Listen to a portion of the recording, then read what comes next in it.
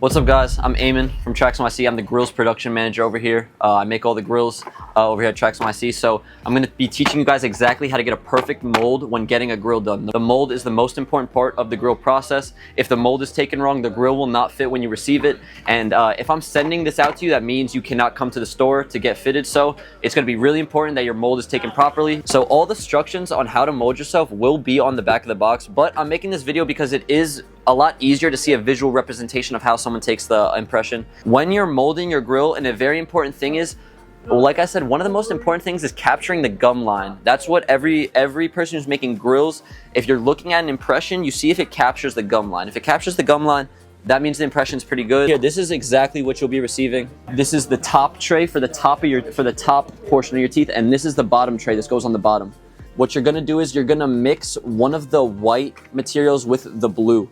So this has to be mixed. I'm going to show you exactly how to do it, but these two are the ones you're going to be mixing together. You have 2 chances to do it. So if you're only getting your tops done, you have 2 chances to do it correctly. So if the first one doesn't come out well, you could do it again. If you mix these and you aren't ready to put it on the tray and put it in your mouth, it's going to dry out. So then this is the light body syringe. This is the most important part right here, because this is what ensures that the gum lines are all captured. This is like, so you could consider these like a rough draft. And then this is the final edit. So I'm going to be taking the blue impression material, just one of these. They're already portioned out, so you don't need to do any, scooping like I have to do over here at the office. So you're going to open one of these. They're sensitive to air, so make sure they're not open for too long. I'd say make sure that your mouth, you didn't just eat recently. Just like treat it like a dentist appointment. It's easier to mix the impression material without gloves, but you really got to make sure it's fully mixed in. Once you mix it all up, this looks fully mixed in right here. So I'm going to roll it into like a little, like cylinder type thing. And then I'm gonna line it across the inside of this top tray, because I'm taking Isabel's top impression right now. So I'm gonna push it all the way to the front. Make sure that it's fully flush in there. There's no spaces for bubbles to form or anything like that. All right, and then don't bite down, just don't bite down. So I'm gonna push it up, and then you're gonna hold it yourself. So I'm gonna set a timer for 3 minutes. Set timer for 3 minutes. When you put the impression in your mouth, one very important thing that I see a lot of people do wrong is that they tell their client to bite down on the impression. That is not correct at all. So you're not supposed to bite down, because how your jaw works is your jaw shuts like this. It doesn't come top to bottom like this. So when you bite on the impression, it shifts up a little bit, or it shifts down a little bit. So you're never going to get a perfect impression if you bite down on the impression material. You have to physically open your mouth and push it all the way up. I know it's a little pain. All right, now it's time to use the light body on this. You got to make sure the inside is dry though, because if this is still wet, the light body won't mesh well with the initial impression material. Usually I prefer people use Q-tips because it doesn't push anything around. You just have to be a little gentle. It's not going to mess it up or anything. I just like to be rather safe than sorry, but you do have to make sure this is, almost completely dry if possible. And you could see right here, the plastic was touched on the impression. You want to do what you can to avoid that. Sit it as far back as possible. But like I said, this isn't, a detriment because we're going to use the light body material to fill everything up anyway. Now it's time for the light body. It comes like this. It's going to come with a cap on.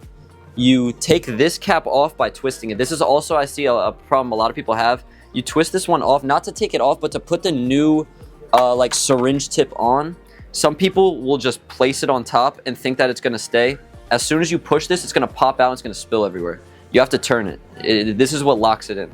What I do before I start is I always bleed this out. This is going to be a little hard to push, but just make sure you sit this on like a flat surface and just count out which teeth you're doing. So if you're going to be doing 8 on 8 or 10 on 10, I fill up those teeth. Not fully all the way, because you don't want the light body spilling out of the impression, because a little goes a lot way for the light body. So what I do is I bleed it first. This one's a lot easier to push than the old one. So this one I bleed out, and then I'm gonna fill up the teeth. So not all the way, like I said, just a little tap in each one. You want to make sure that any parts of the plastic that were touched during the initial impression are going to be covered. So I'm going to put a little bit extra right here just to make sure it's going to come out perfect. And then yes, this also hardens very fast, so you do have to be somewhat in haste. I'm going to sit it exactly where it previously was, and you could feel best where it is. So push it in all the way and push it in all the way. So I'm gonna set timer for 3 minutes and 40 seconds. First impression, the putty material will be 3 minutes to harden, and then the second one will be 3 minutes and 40 seconds. You can also tell, that's why I bleed it out a little bit, because when this gets hard is around when that will get hard. It's been a little bit over 3 minutes and 40 seconds. This is why I bleed it out, because it still felt a little soft, so I waited. So this is gonna be a little harder to pull out, like I said, because it gets all the details in your gum line. So I'm just gonna pop it out. You might need a little bit of wiggling left to right, and then forward, back, sorry. There you go. All right, there you go. You can take this. Thank you. All right, a pretty much perfect impression. So you could see all of the margins of the teeth are captured pretty perfectly. Where the blue didn't perfectly fill in, you could see the orange filled in. So if Isabel wanted to get 12 on 12, if she wanted to get her top 12 done, I could do that because all the margins are captured pretty perfectly. If you have any questions, please ask them prior to doing your mold. It becomes, you know, a week extra added onto the process when you incorrectly take your mold and then I have to send out a new one, and I am somewhat busy, so you know, sometimes I can't send it that exact day. Again, if you have any questions, reach out to me. Thank you for ordering your impression box, and I hope you are loving your grills.